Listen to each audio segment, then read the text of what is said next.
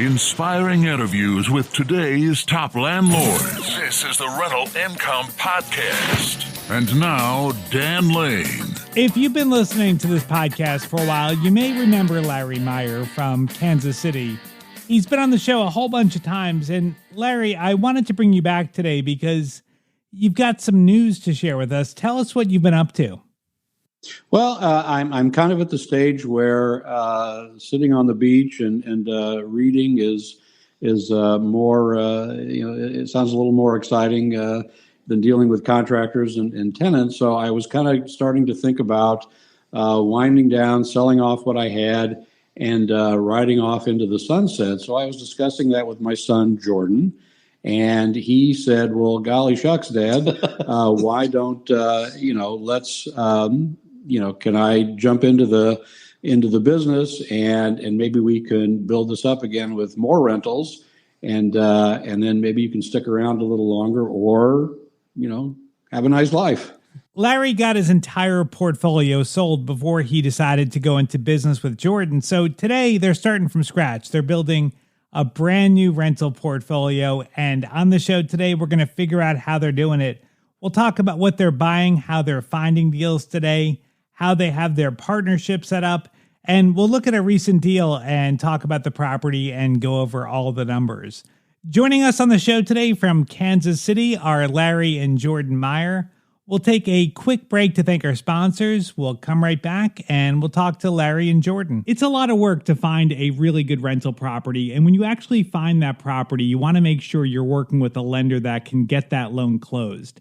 The lender that I recommend is Chaley Ridge from Ridge Lending Group. She's a nationwide lender and her specialty is helping investors finance rental properties.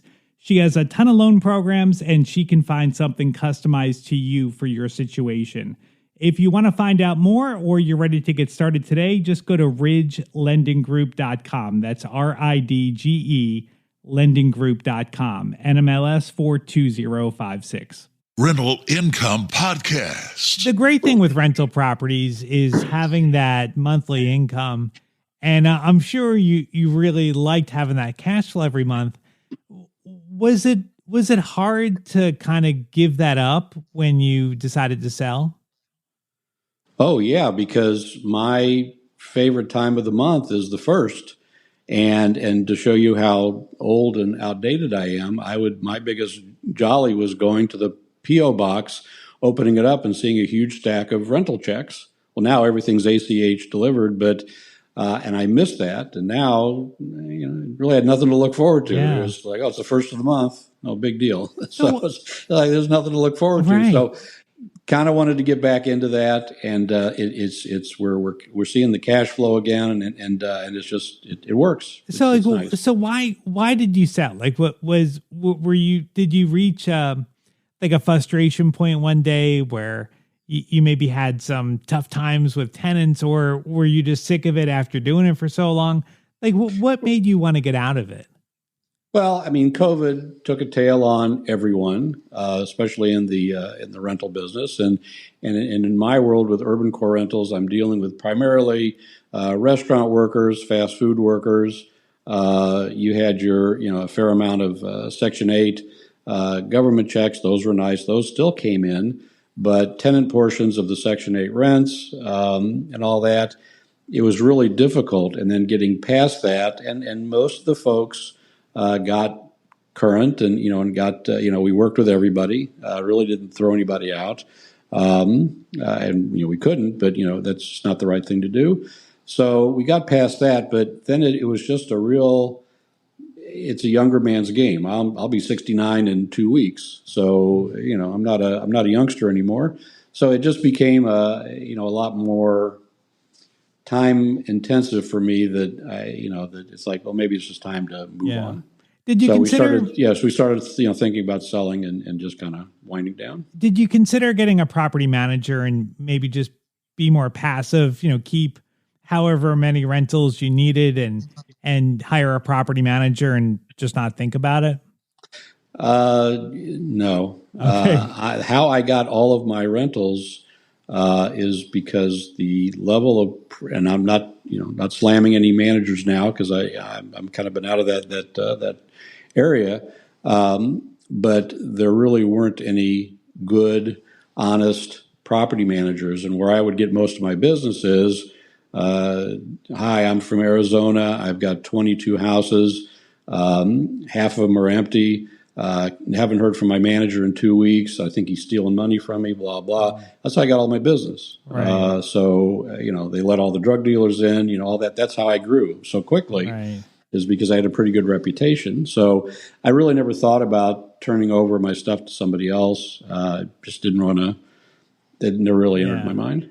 Okay, so your properties are in more of a rougher area, and you Correct. really had to be hands-on to make sure they were going to run right. Exactly. Okay. This is a time-intensive, management-intensive business to do those. And if you're down there and you know what's going on, then they work. And with few if any incidences, it's when you try to manage everything from the other side of town and you never go down there. Well, surprise, surprise! Look what happened while you were not down there. Well, let me bring in your son, Jordan. So, Jordan, you saw that your dad had owned a lot of rental properties and was very successful with this. You saw him get out of the business. What gave you the idea that, hey, maybe my dad and I can team up and we can build a new portfolio? Sure. So at the time, so over the years, growing up, kind of knew what he did, not really. And then as I got older, your understanding grows. So there was that background, but also I was working for a property management company, in the suburbs, different part of town, different market. And I was on the sales side, just bringing in management clients. And you're around all these people that have rentals, and you're seeing they're getting this much in rent, and it's kind of like, why am I not doing this? Right.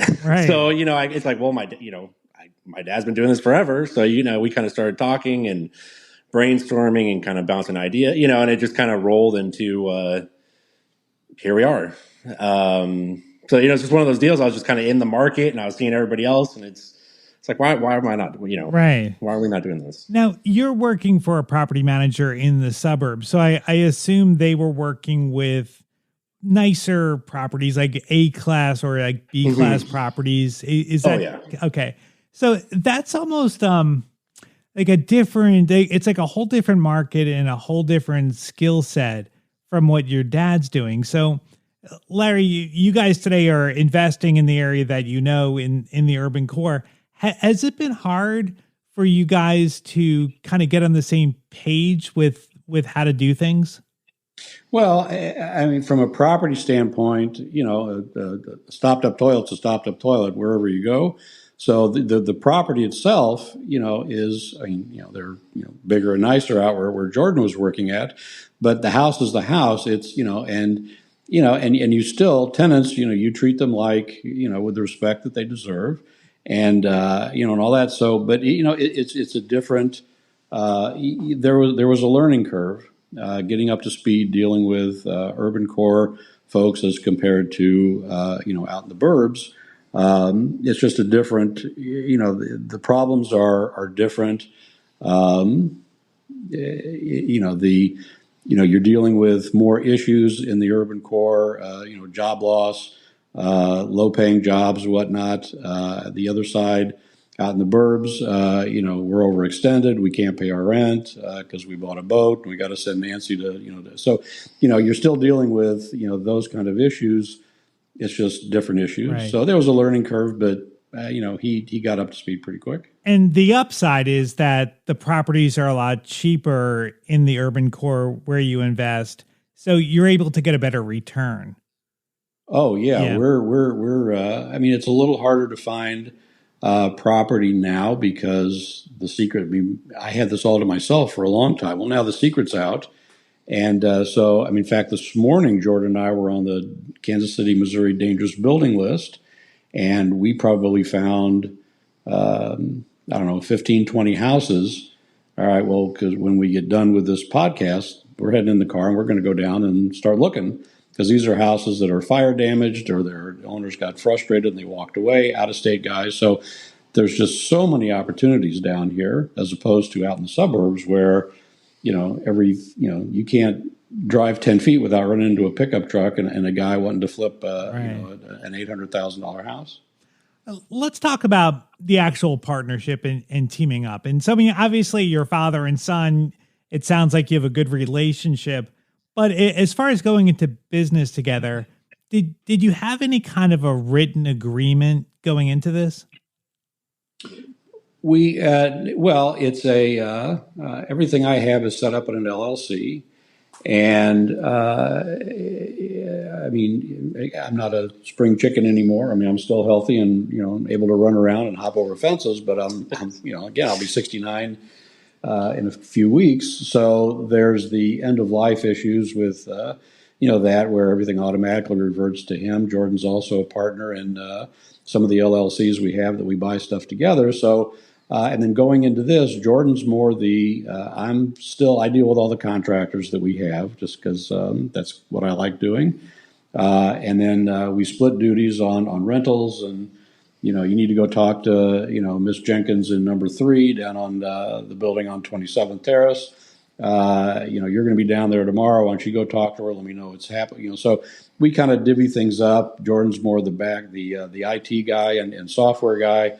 Doing our, looking up properties and whatnot. And I'm more of, outside in the field. Yeah, okay. I'm the guy in the chair. Okay. So you're doing the books, making sure things are, making sure that the numbers are right.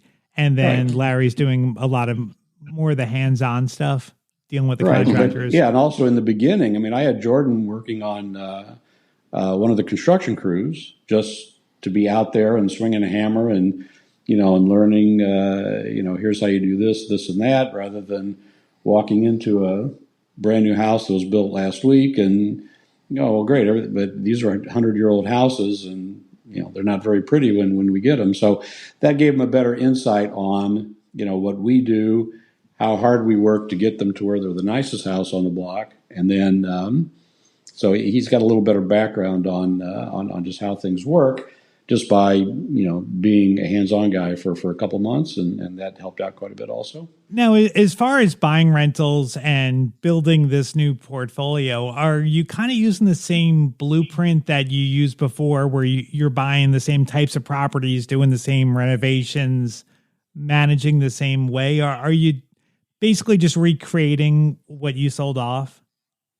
Yeah, it's it worked. If it's not broken, don't fix it. Yeah. We have to turn over more rocks to find the good deals, but they're out there and they take a little longer because you've got a lot of other folks down there. But the deals are out there. The work is still the work. They're still boarded up, abandoned houses. I've got the same group of guys that have been with us for 15, 20 years. So it's kind of the same routine. It worked a couple tweaks, but for the most part, it's the same deal. Okay. Doing the same thing. So how long has it been that you guys have been working on this new portfolio? About a year, okay. Maybe a little longer. Okay. So tell me what you've bought so far. Oh gosh, well, we bought a multitude of single-family houses. I personally like the fire jobs. I like houses that not burnt to a crisp because there's nothing you can do with those. But I like some that have had, the typical is space heater in January because the furnace didn't work, and then the house burned down. But it's mainly one room or a little bit. You get an owner that I'm just taking my insurance money and I'm just going to leave, and here, you just make a deal and you go on.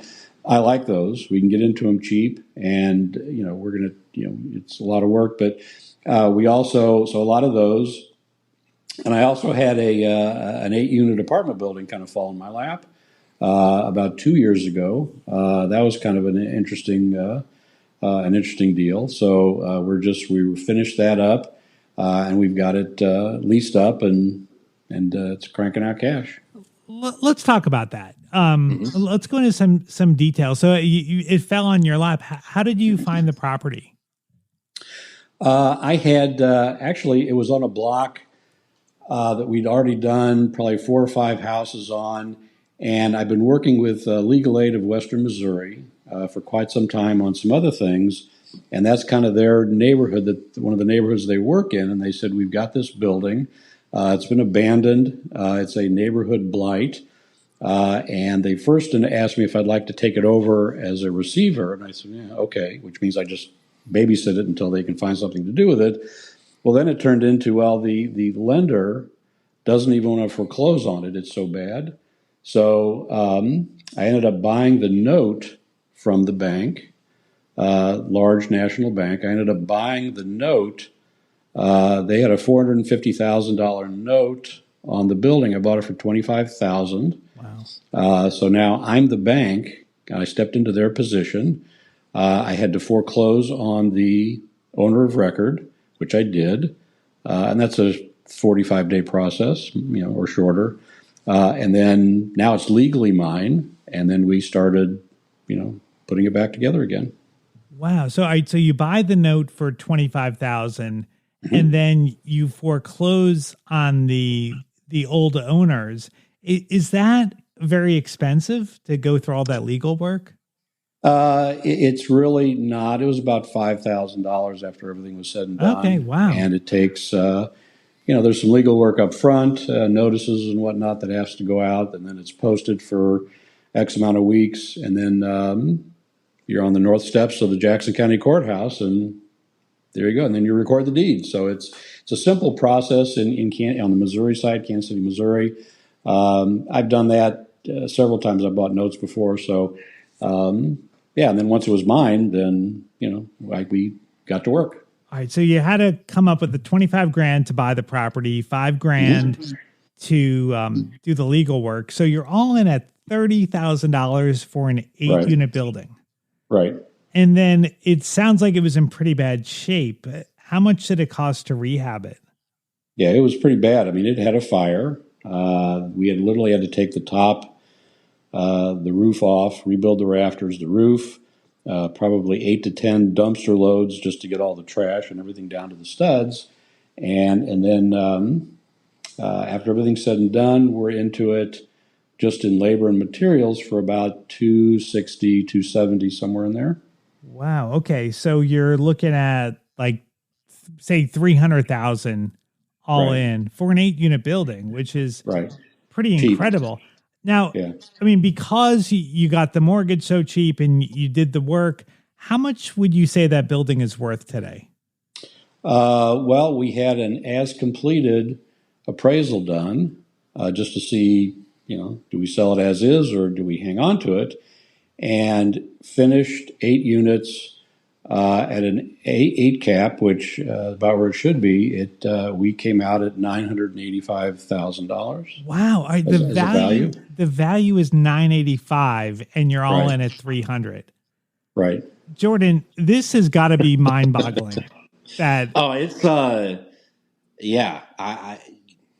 I mean, still, just even sitting here, just hearing the numbers again is. Yeah. I mean, it's like nice. You really there's so much you can learn from your dad. You're so envious. Larry, are you looking to adopt another kid? I would. Sure. Well, actually, after I told that story and I could see how wide his eyes are, I'm a little bit concerned about I might get whacked later on this afternoon. He's going to take everything. Wow. That is really incredible. All right. So now, as far as putting tenants in there, did you get regular market paying tenants or Section 8? What did you put in there? Well, in the years past, because I've done, several apartment buildings before, and in the years past, I find it works a lot better. There's several agencies that I've got relationships with that treat folks, for different things. There's 2 of them that I went to, and it's not through the Kansas City, Missouri Housing Authority. It's through 2 other private agencies, but they all have Section 8 portable vouchers that they offer to their folks. And the reason why I like going through these agencies is when you rent to someone, you're when you rent to someone, you can screen all you want to, but you really don't have a history with them. But when you go through these agencies, you have, there's a caseworker involved, and they've got years of background with these folks, so you really kind of know who you're getting, and they come in and they have access. Their caseworkers have access to the building. They work with them. They're there in case there's a problem. If they need to go, then they help, get them out, and we move somebody else in. So it's really it's a much easier process. And again, there's Section 8 base rent, just like you'd get with the housing authority or anybody else, because it's all HUD generated. So it works. It's not, you can't just sit back and watch it happen. I mean, there's a lot of work that goes into it, but you can definitely it's a much easier route from what I found. Okay, that's great. And so, what's the total rent for the whole building? Total rent for the entire building is about $9,000 a month, maybe a little more than that. Okay. And then we also have some laundry income that on top of that, and just some other miscellaneous things that we do. Okay, and so the laundry, is that like a few $100 extra? It's probably, there are no other laundromats anywhere around there. So, we're actually a laundromat. So, okay. The folks that live there, and then they bring their friends, and then mom comes over to do her laundry on Sunday. So, we're collecting a lot of money. So it's probably $500, $600, $700 a month in laundry income. $2 for a wash, $2 for a dry. It adds up pretty quick. So you've got that, and then we if they can't get cable, so there's other things we do that we can add value to the to the income stream. Let's look at some of the expenses here. So you've got your mortgage. How much are you spending every month on your mortgage payment? It's off of a line of credit that we have that deals with mostly for the building. So the interest payments on that is probably a couple $1,000s a month, give or take. The utilities or taxes and insurance, taxes on the building, because I think I'm still being assessed at just a vacant damaged building rate. I'm sure that'll go up. But right now, for this year, it was $2,500 a year for the taxes. So there's a couple $100 a month. And then it's all electric. We pay all the utilities for the tenants. And then water. So you probably have $1,000 in ancillary payments with taxes, insurance, utilities. Everything's brand new, high efficiency, everything well insulated. So our utilities are pretty low and all that. So we're probably at 45% of income. Okay. On all rent. Right. So if you add up yeah. So if you add up the taxes, insurance, the utility costs, that sounds like it's coming to about $2,000 a month. Yeah, more or less. Okay. Yeah. So that's $2,000. Your loan is $2,000, but that's a line of credit. So are you going to refi that into a regular traditional mortgage? Yeah, actually, that's what we're looking at right now. So we're looking at long-term financing for the building, and then some of the other houses that we're keeping because they're all on. It's either the Bank of Larry that financed them, or the line of credit, or we have some hard money guys, and I've got some private. So there's a smorgasbord, but they're all very high interest. Because we can get into them fast when something comes up. So we're going to take all those down to just regular, mortgage notes, 30-year AM with, much more friendly interest rates and terms. Okay. All right. So after everything, you've got $5,000, $5,500, somewhere around there. Seems like it's your cash flow that's left over. Now, what about budgeting for repairs? How do you guys do that? Well, in this building and everything we do, it's basically a new house or it's a new building when we get done. So repairs, if you made a mistake, you put the wrong person in, those are your repairs. So But we set aside about 20% of each month of whatever comes in, and it's just stuck in a maintenance fund. For sometimes you buy a house, the roof doesn't need to be changed now, but 3 years from now it will, whatever. So we have a fund that's set up. We take 20% out, and then the rest just goes in the general operating account that takes care of salaries and everything else we're doing. Wow, not bad. I mean, that is a really, really great building. I mean, just with the equity you've created, and then you've got about $4,000 a month in profit off that. That is really good. Has there been any big challenges with getting things back up and running again? Yeah, pretty much. I mean, there's some city issues. They've got new laws, new things that there's in Kansas City. There's you can't. Sometimes a lot of guys don't want anything to do with Section 8, and they don't want anything to do with subsidized housing. They just don't. Well, you can't do that anymore. That's illegal. So, but on my end, we'll take them. We'll take them. Yeah, you bet. If you've got a guaranteed voucher with rents that I don't have to come chase anybody down for, right. Perfect.